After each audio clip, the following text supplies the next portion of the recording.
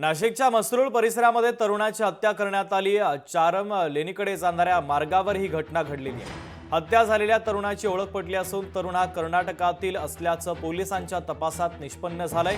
मात्र हत्येचं कारण अद्यापपर्यंत कळू शकलेलं नाहीये। सध्या पूर्णच अँगलनी चौकशी सुरू आहे।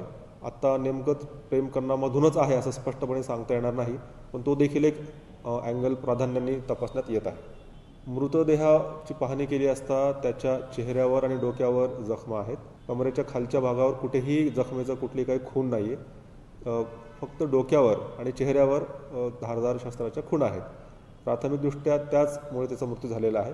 अजून तरी याच्यामध्ये अनैतिक संबंधाचा क्लिअर कट समोर येत नाही, पण तपासामध्ये ते क्लिअर होईल। सकाळच्या ओळख पटल्यावर तो कर्नाटकाचा असं दिसतंय। अजून इथे कसा आला, का आला हे क्लिअर होईल, तपासामध्ये क्लिअर होईल। लोकशाही मराठी ऐका, पहा, जागरूक रहा।